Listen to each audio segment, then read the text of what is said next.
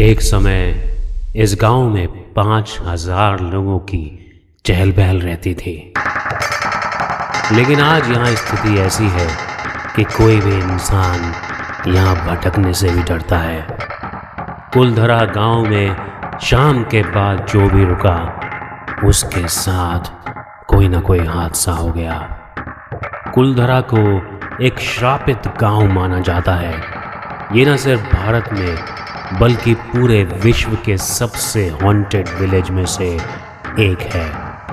आसपास में रहने वाले लोगों के मुताबिक कुलधरा गांव से रात में बच्चों के रोने तो कभी औरतों के चीखने और चिल्लाने की आवाजें आती हैं। अपने खानपान और किलों और दूर तक फैले रेतीले मरुस्थल के लिए पहचाने जाने वाला राज्य राजस्थान, और इसी राजस्थान में एक जिला है जैसलमेर। मरुस्थल में फैला यह जिला जैसलमेर अपनी प्राचीन संस्कृति, लोक शैली और संगीत के जरिए हर साल लाखों लोगों को अपने तक खींच लाता है। लेकिन इसी जैसलमेर से 20 किलोमीटर दूर स्थित है गांव कुलधरा, एक ऐसा गांव जो 200 सालों से वीरान पड़ा है और वहां एक भी पंछी तक का बसेरा नहीं है। आज पूरी दुनिया में कुलधरा हॉन्टेड प्लेस माना जाता है। सन 2013 में पैरानॉर्मल सोसाइटी के लोग भूत और प्रेतात्माओं की पड़ताल करने के लिए कुलधरा गांव में गए हुए थे। जनसत्ता में छपी एक खबर के मुताबिक पैरानॉर्मल सोसाइटी के प्रेसिडेंट गौरव तिवारी कुलधरा में जी न्यूज़ के साथ गए हुए थे। वहां उन्होंने भूत होने का दावा किया था। गौरव और उनकी टीम ने उपकरणों के माध्यम से कुलधरा में कई अजीब सी एनर्जी होने की बात कही थी। उन्हें कहीं परछाई नजर आई तो कहीं कुछ और डरावनी आवाजें। उनकी गाड़ी पर बच्चों के हाथों के निशान भी दिखाई दिए। और तो और पड़ताल के दौरान उनके जनरेटर में भी अपने आप आग लग गई।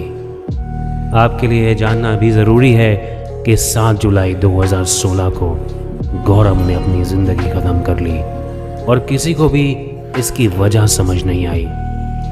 ऐसी कोई परेशानी गौरव को नहीं थी जिससे वो ऐसा कदम उठा सकते थे। ऐसा कहा जाता है कि किसी भूत ने उन्हें अपने वश में कर ऐसा करने पर विवश कर दिया। आखिर क्या हुआ था उस रात? कुलधरा के हॉन्टेड बनने के पीछे एक कहानी है, एक रात की। आखिर क्या हुआ था उस रात कुलधरा में जिससे एक बसा बसाया गांव वीरान बन गया और अपने पीछे छोड़ गया वो खौफ जिससे लोग आज भी उस गांव में जाने से डरते हैं? क्यों बन गया कुलधरा एक हॉन्टेड प्लेस? गोल्डन शहर कहे जाने वाले जैसलमेर से करीब 20 किलोमीटर दूर स्थित कुलधरा गांव पहले पालीवाल ब्राह्मणों का निवास स्थान था। इतिहासकारों के मुताबिक सन 1291 में जैसलमेर से लगभग 20 किलोमीटर दूर पालीवाल ब्राह्मणों ने खुद के रहने के लिए इस गांव को बनवाया था और इसे नाम दिया था कुलधरा। कुलधरा 84 गांवों का एक समूह था जिसमें लगभग 5,000 लोग हंसी खुशी रहते थे। पालीवाल ब्राह्मण उस वक्त काफ़ी विद्वान माने जाते थे और इन्हें विज्ञान की नई नई विधियों का भी ज्ञान था। पालीवाल ब्राह्मणों में वैज्ञानिक विधियों के आधार पर कुलधरा में ऐसे घरों का निर्माण किया गया था जिनमें 45 डिग्री तापमान में भी घरों के अंदर ठंडी हवाएं आती थी। और इतने वर्षों के आंधी तूफान के बाद भी ये घर अच्छी कंडीशन में थे। पालीवाल ब्राह्मणों का मुख्य पेशा पशुपालन और खेती था। पालीवाल ब्राह्मणों ने एक ऐसी तकनीक ईजाद की थी कि बारिश का पानी रेत में गुम नहीं होता था बल्कि एक खास गहराई पर जाकर जमा हो जाता था। पालीवाल ब्राह्मणों ने अपने इस बसाए गांव में कई तालाब और बावली का निर्माण इसी तकनीक से करवाया, जिसके बाद वो लोग थार जैसी रेतीली जगह पर भी बहुत उन्नत खेती करने में कामयाब हो गए। आखिर कुलधरा गांव की स्टोरी क्या है? क्या है कुलधरा गांव के पीछे की कहानी? कहा जाता है एक दिन ऐसा हुआ कि ये पूरा कुलधरा गांव वीरान हो गया और इस गांव के वीरान होने के पीछे एक आदमी था जिसका नाम था सालम सिंह। सालम सिंह जैसलमेर का एक बहुत ही क्रूर दीवान था। सालम सिंह का व्यवहार महिलाओं के प्रति बहुत बर्बर था। कोई भी महिला सालम सिंह के महल के आसपास जाने से भी घबराती थी। सालम सिंह देखने में एकदम राक्षस लगता था। जैसलमेर की हवेली में उसके कपड़े अभी भी रखे हैं। एक बार अमिताभ बच्चन ने सालम सिंह के कपड़ों के सामने खड़े होकर फोटो खिंचवाई थी। उन कपड़ों के आगे अमिताभ बच्चन भी छोटे नजर आ रहे हैं। जैसलमेर के आसपास के गांवों में सालम सिंह की क्रूरता के चर्चे थे। आसपास की कई लड़कियों को वो अपनी दरिंदगी का शिकार बना चुका था।